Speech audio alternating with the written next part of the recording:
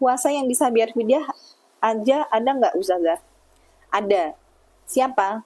Buat yang tidak bisa puasa di lain kesempatan, baik orang yang sakit menahun tidak ada harapan untuk sembuh, ataupun orang yang sudah sepuh yang benar-benar nggak bisa puasa, nah itu fidyah aja.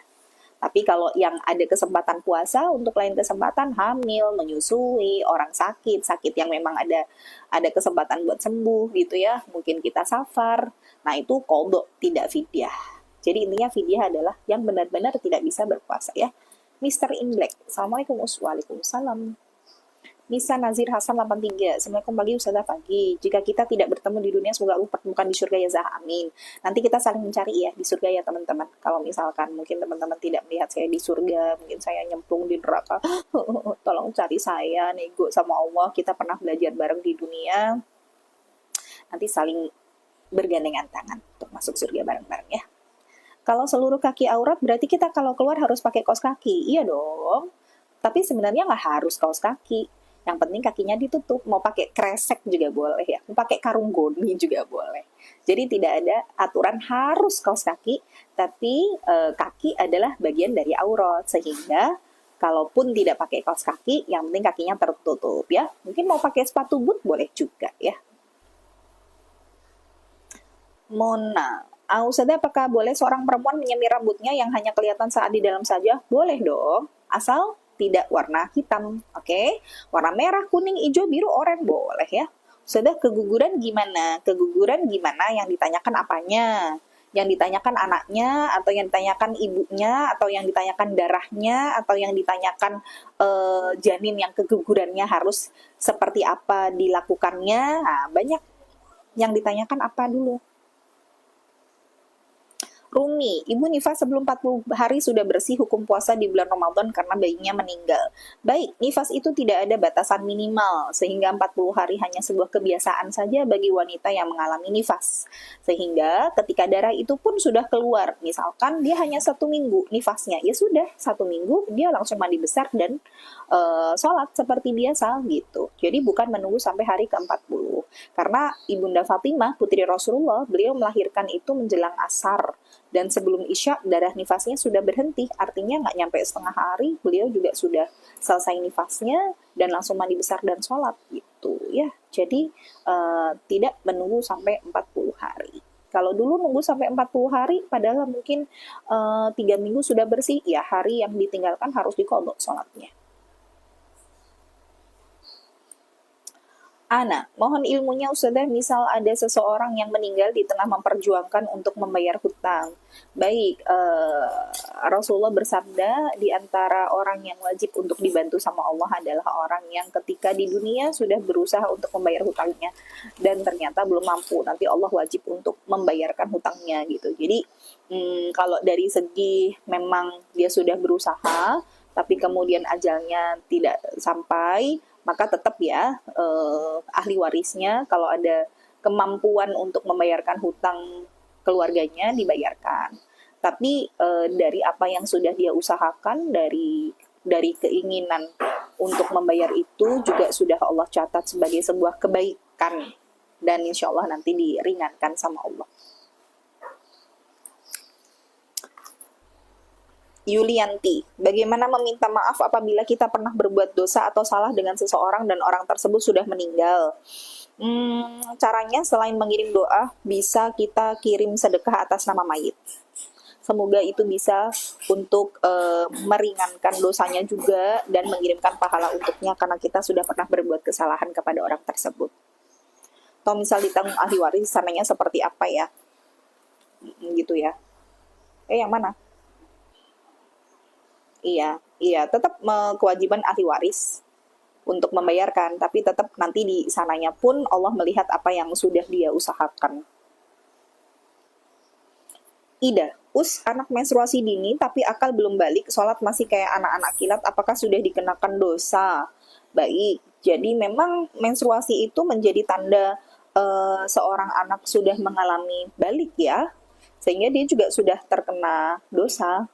Dan dari hadis Rasulullah berdasarkan apa yang terjadi dengan Ibunda Aisyah, maka usia 9 tahun itu menjadi batas minimal seorang wanita mengalami menstruasi. Sehingga kalau misalkan usianya di bawah 9 tahun, dia tidak termasuk menstruasi, tapi nanti dihukumi sebagai darah isi haidh. Tapi kalau sudah menstruasinya di atas 9 tahun, meskipun mungkin dia masih anak-anak, tetap dia sudah dihitung sebagai akil balik, dan dosa itu juga terkena juga. Jadi memang kita sebagai orang tua juga harus mengarahkan, ya, kamu sudah menstruasi, sudah balik, sekarang dosanya sudah ditanggung sendiri, begini gitu. Karena yang membuat faktor anak kita hari ini belum sampai kategori paham betul itu kan ya selain lingkungan, mungkin juga dari pergaulan, pendidikan orang tua, makanan juga gitu ya. Jadi sebisa mungkin itu tugas orang tua juga memberi edukasi kepada anak yang sudah menstruasi.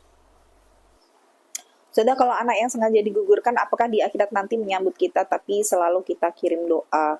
Anak yang sengaja digugurkan itu gimana? Maksudnya anak yang diaborsi. Makanya nanti Allah kemudian tanya, wa idal mau'udatu su'ilat bi ayyidan bin kutilat gitu. Di hari kiamat itu justru anak-anak yang dibunuh, yang digugurkan, su'ilat akan ditanya bi ayyidan bin kutilat, dengan atas dasar dosa apa mereka dibunuh.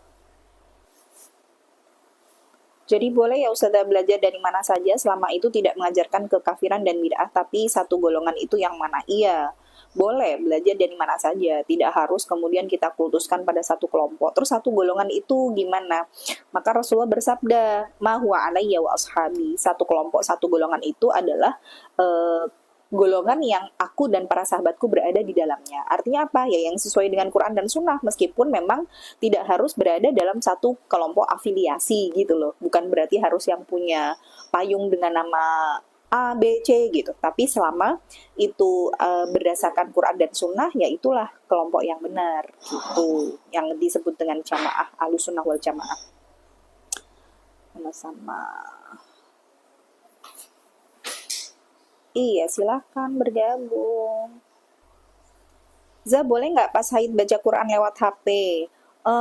Itu perbedaan pendapat di kalangan ulama. Ada yang mengambil pendapat boleh, ada yang mengambil pendapat tidak boleh, tergantung dengan kemantapan hati seperti apa.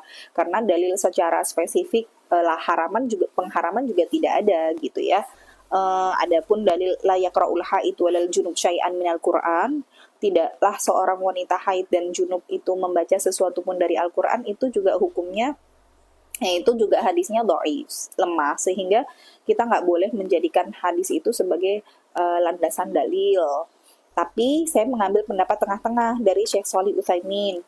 Kalau sekiranya kita baca Quran dengan niat untuk belajar mengajar, boleh. Misalkan kayak kita mau mentadabburi maknanya, kita belajar tafsir, kita belajar tahsin, buat penghafal Quran dia harus murojaah gitu ya, dia harus setoran, maka mengambil pendapat boleh untuk membaca Al-Quran. Tapi kalau niatnya ta'abud, untuk ibadah, untuk rutinitas, untuk setiap hari memang harus nyelesain satu juz misalkan, itu Syekh Shalih Utsaimin mengambil pendapat tidak. Jadi memang tergantung dari kemantapan hati. Silahkan kalau misalkan pesona mau untuk mengambil pendapat boleh, silahkan dengan menggunakan HP. Kalau sekiranya mau menggunakan Al-Quran, usahakan memang yang ada terjemahannya. Kemudian kita juga untuk menghormati Al-Quran dengan tidak menyentuh secara langsung, dengan menggunakan alas, boleh dengan sarung tangan, boleh misalkan dengan jilbab seperti ini gitu ya. Itu salah satu cara kita menghormati Al-Quran, karena kita dalam kondisi haid dan itu tidak suci gitu. Sudah, kalau hutang puasa udah lama, misal kalau bayar fidyah apa berlipat? Fidyah itu buat yang benar-benar nggak bisa puasa ya. Kalau misalkan kita bayar utang puasa sebagai bentuk kehati-hatian, memang ulama memberikan hukuman nih buat kita, antara puasanya dikali lipatkan, didobelkan 2 dengan 1 kali puasa plus sekali fidyah. Jadi misalkan tahun-tahun kemarin kita masih punya 7 hari, misalkan nih 3 tahun nih kita belum bayar, setahunnya 7, berarti 21 hari ya, karena sebagai kehati-hatian kita sudah melalaikan kewajiban kita, maka kita ganti jadi 42 hari. Tapi kalau misalkan sekiranya kita mau bayarnya tetap 21 misalkan gitu ya, usahakan memang setiap kali kita puasa, kita plus bayar fidyah. Jadi nggak bisa digantikan dengan fidyah saja, nggak bisa. Terus kalau ada kajian di daerah Wonogiri, tolong berkabar pas sesi live ya Us, insya Allah ya. Wonogiri lumayan jauh ya. Beberapa kali ada sih permintaan ke Wonogiri, cuman karena waktunya juga belum bisa pas ya. Saya harus mengosongkan jadwal seharian kalau ke Wonogiri. Tapi insya Allah nanti kalau ada kesempatan ke Wonogiri saya kabarin ya. Aisyah Arina, Ustazah izin bertanya, hutang puasa tahun lalu yang belum sempat terbayar bagaimana hukumnya dan cara membayarnya? Tetap wajib untuk dibayar sampai kapanpun itu menjadi hutang bagi diri kita sendiri dan tidak bisa diwakilkan oleh siapapun selama kita masih hidup. Bahkan ketika kita mati pun itu tidak juga lunas dengan kematian kita, sehingga wajib bagi ahli waris kita untuk membayarkan hutang puasa kita. Gimana cara bayarnya? Bayar aja puasanya seingatnya berapa, dan kalau bisa ditambahin dengan 2 kali lipat sebagai bentuk penghukuman bagi diri kita yang sudah menyia-nyiakan kesempatan untuk bisa berpuasa gitu ya. Ustazah, saya keguguran 4 kali, usia kandungan 3 bulan. Apakah bisa jadi syafaat di akhirat? Tentu bisa. Tapi 3 bulan ya. Kalau 3 bulan itu belum ditiupkan ruh ya. Tapi artinya itu bagian dari musibah, yang semoga dengan musibah itu Allah naikkan derajat kita. Dan saran saya, lakukan ruqyah ya. Kenapa? Karena kalau sudah 4 kali itu bisa jadi gangguan. Bisa jadi gangguan dari jin yang itu menghalangi dari rahim kita untuk bisa punya anak. Salah satunya, ada orang yang memang sulit untuk punya keturunan, ada yang bisa hamil, tapi keguguran terus-menerus. Lakukan ruqyah mandiri ya, mudah-mudahan bisa menjadi ikhtiar untuk bisa punya keturunan. Dan dijaga sama Allah janinnya ya, sampai dengan nanti dilahirkan. Sudah, kalau anak yang sengaja digugurkan tapi selalu kita kirim doa, apakah di akhirat nanti menyambut kita? Sengaja digugurkan alasannya apa? Dan usia berapa digugurkannya? Keguguran 2 bulan, calon janin apa harus dikubur? Keguguran 2 bulan, calon janin, karena nanti kita bedah dulu gitu. Kalau digugurkannya karena memang tidak dikehendaki dengan alasan mungkin tadi married by accident ataupun dia hamil di luar pernikahan, itu tidak dibenarkan. Justru janinnya itu akan menggugat gitu ya. Kenapa kok dia digugurkan? Tapi mungkin ada alasan lain. Kalau misalkan memang belum sampai 4 bulan, ada ulama yang masih membolehkan karena belum ditiupkan ruh. Tapi hakikatnya tidak bisa memberikan kepada kita syafaat kalau di bawah 4 bulan. Keguguran 2 bulan, calon janin apa harus dikubur? Kalau usia 2 bulan dikubur saja, tapi tidak perlu dengan tuntunan sebagaimana kita jenazah manusia. Maksudnya kalau usia di atas 4 bulan itu tetap dimandikan, dikafani, dikuburkan, disolatkan. Kalau yang masih 2 bulan dikuburkan saja tanpa ada proses untuk menyolatkan bla bla bla. Assalamualaikum, Ustazah, keponakan laki-laki dari adik perempuan apa mahram? Mahram kalau itu anaknya adik kita langsung atau kakak kita langsung, kecuali kalau misalkan ponakannya suami, nah itu bukan mahram.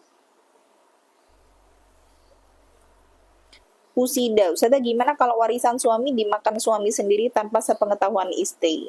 Ya sebenarnya ketika harta itu milik suami ya wajib dibagi juga untuk istri dan anak-anaknya. Maksudnya wajib dibagi itu tetap dia wajib menafkahi gitu ya. Dimakan suami sendiri maksudnya tidak, istrinya dan anaknya tidak dinafkahi gitu. Ya itu bentuk kedoliman gitu. Walaupun tidak harus secara spesifik, ini saya dapat warisan 5 juta, tak kasih kamu 2 juta, ini enggak harus dibagi-bagi gitu. Artinya ketika suami punya harta ya dia wajib untuk menafkahi keluarganya itu gitu. Sudah mengkodok puasa hutang Ramadan tahun ini sampai kapan ya batas kita membayarnya? Batasnya sampai dengan kasih jeda sehari sebelum Sya'ban berakhir ya, karena nanti di hari terakhir Sya'ban itu disebut Yaumus Syak, hari ragu-ragu. Bisa jadi itu sudah masuk Ramadan gitu. Jadi sebaiknya memang 1 hari sebelum Ramadan itu tidak berpuasa lagi. Zah mau tanya, orang tua meminjamkan uang 1 juta ke tetangga dulu di kurs emas, saat itu emas 25.000. Nggak bisa dikurskan emas. Kalau emas ya dengan emas, kalau uang dengan uang. Meskipun uangnya saat itu 1 juta sudah 10 tahun yang lalu, ya tetap bayarnya 10 juta. Bukan terus 1 juta 10 tahun yang lalu tuh kalau sekarang udah jadi kayak 10 juta, nggak boleh. Itu nanti jadinya riba. Jadi memang bayarnya tergantung dari yang dulu nominal kita pinjam gitu. Kecuali kalau misalkan memang pinjamnya emas, ya berarti balikinnya dengan emas gitu ya. Sampai sekarang belum dibayar, gimana hukumnya? Tetap wajib untuk membayarkan hutangnya. Udah istiqomah menutup aurat atau pakai kaos kaki, gimana nguatin iman, kendalanya kerja di laundry gerah. Jadi sebenarnya kalau misalkan pakai kaos kaki itu selama memang tidak kelihatan kepada yang non mahram enggak apa-apa. Misalkan kayak kita kerja di laundry yang mungkin kita harus mencuci dan lain sebagainya gitu ya. Selama kita berada di bagian belakang dan di situ steril dari laki-laki nggak apa-apa, nggak usah dipakai. Kecuali kalau misalkan memang ada laki-laki, kita bisa tetap untuk ngejaga. Misalkan ada laki-laki lewat terus kita agak jongkok gitu, terus ketutupan sama rok kita, nggak apa-apa gitu ya. Jadi tidak harus wajib pakai terus, itu enggak. Yang penting ditutup ketika memang ada laki-laki yang non mahram yang lihat. Iya, enggak apa-apa. Kalau saya bisa jawab, saya jawab insya Allah. Nana, Zah, gimana dengan puasa yang belum dibayar dari tahun 2019 sampai sekarang karena hamil, melahirkan, dan menyusui. Dan sekarang hamil lagi juga, Zah. Baik, sebenarnya gini ya, buat wanita yang gampang hamil dan gampang melahirkan, alhamdulillah itu nikmat dari Allah yang luar biasa. Yang kedua, sebenarnya Allah sendiri sudah sebutkan, wa antasumu khairul lakum in kuntum ta'lamun, dan berpuasa itu lebih baik bagi kalian kalau kalian mengetahui. Coba dibikin afirmasi positif dulu dalam tubuh kita bahwa puasa itu bagi wanita hamil dan menyusui, selama tidak ada indikator dari segi kesehatan yang itu membuat diri kita jadi drop, celaka begitu janin kita. Kalau dokter bilang bahwa sebenarnya tidak ada masalah ketika kita berpuasa, maka harus dibangun afirmasi positif bahwa Bismillah, kuat yuk puasa gitu. Bismillah ya nak, bunda puasa ya nak gitu. Kamu di dalam perut juga belajar, ini perintah Allah, insya Allah ada kebaikannya, nggak mungkin Allah mendolimi kita, mensia-siakan kita gitu. Jadi harus dibangun afirmasi itu. Coba diusahakan dulu, puasa dulu. Baru kalau misalkan memang benar-benar nggak kuat puasa, ataupun nanti ternyata janinnya lemah, atau mungkin berat bayi lahir kurang, atau kitanya juga akhirnya kurang cairan dan sebagainya, nah maka boleh untuk tidak berpuasa. Tapi selama tidak ada masalah, coba deh diikhtiarkan. Saya juga selama saya nikah tuh 2011 sampai sekarang nih 2025, 14 tahun. 14 tahun tuh bisa dibilang saya setiap kali puasa ya, kalau nggak hamil nyusui, kan anak saya 5. Nah ini juga saya lagi nyusuin anak kelima saya. Tapi alhamdulillah gitu, bisa aja, tetap kuat aja puasa. Tinggal nanti asupannya pada saat sahur, ya kita kasih entah vitamin, kita makan kurma, madu, dan lain sebagainya gitu ya. Tapi sekali lagi bahwa wanita yang hamil dan menyusui itu dikategorikan oleh para ulama sebagai wanita sakit. Sehingga kalau wanita sakit ini pasti ada kesempatan untuk sembuh, sehingga dia tidak fidyah, tapi dia tetap qadha. Sampai kapanpun dia tetap qadha gitu. Kalaupun mau fidyah, jaga-jaga untuk bayar hutang puasa, tapi nggak bisa untuk menggantikan hutang puasanya. Ya udah jaga-jaga aja, karena memang kondisinya nih kita belum tahu selesai hamil menyusui sampai kapan, dan kita juga ternyata waktu mengkodok juga belum punya kesempatan. Dibanjelin pakai fidyah dulu nggak apa-apa, tapi bukan berarti kodoknya udah jadi lunas dengan fidyahnya. Nggak, tetap tidak bisa untuk menggantikan posisi mengkodoknya gitu ya. Sudah, wanita haid belajar ngaji tahsin di musola atau masjid bolehkah? Kalau bisa mengusahakan berada di bagian luar di teras masjid, usahakan di teras masjid. Tapi kalau misalkan memang harus di masjid, memang sebaiknya tidak terlalu lama berdiam diri dan harus tetap bisa menjaga supaya darah itu tidak menetes ataupun tidak mengotori masjid ya. Tahun kemarin belum sempat bayarnya, mungkin karena lalai. Nah itu tadi, karena kelalaian kita, maka kita menghukum diri kita dengan melakukan kebaikan lebih banyak. Kalau keguguran 3 bulan, apa itu sudah menjadi tabungan bagi orang tuanya? Belum, karena minimalnya 4 bulan. Sudah, apakah kita harus ikut suatu organisasi dalam Islam? Tidak. Tidak harus kita mengikuti satu kelompok, ya. Yang penting kita berada di dalam Quran dan Sunnah. Meskipun itu tidak membawa bendera atau payung manapun. Saya juga tidak ikut kelompok manapun. Saya tidak mengikut NU, saya tidak ambil Muhammadiyah, saya tidak ikut apalagi Hizbut Tahrir, Jamaah, apalagi ya, banyak lah ya kelompok-kelompok itu. Saya tidak berafiliasi dengan apapun. Jadi jika kita bersolawatan tapi diri kita belum bersuci, mandi bersih apa boleh? Boleh, karena solawat itu tidak ada kewajiban harus dalam keadaan mandi. Sudah, saya melahirkan 2 kali waktu bulan puasa, saya hanya bayar hutang puasa dengan fidyah, tolong penjelasannya. Tetap kalau ada kesempatan bisa bayar utang puasa ya, dibayar dulu puasanya, karena fidyah itu bagi yang benar-benar tidak mampu untuk membayar di lain kesempatan. Jadi tidak bisa juga untuk menggantikan qadha kita. Ya udah, fidyah itu dihitung nanti sebagai sedekah kita, tapi nggak bisa untuk mengganti dari puasa yang kita tinggalkan. Ustazah, kapan jadwal ke Sidoarjo? Pengen ikut kajian Ustazah secara langsung. Kapan ya? Doakan ya. Mudah-mudahan nanti kalau ada kesempatan bisa ke Sidoarjo, bisa ke daerah-daerah teman-teman yang lain. Siapa tahu justru malah ibu-ibu yang di sana, teman-teman yang mengadakan gitu. Siapa tahu nanti saya bisa ke sana dengan wasilah ibu-ibu semuanya.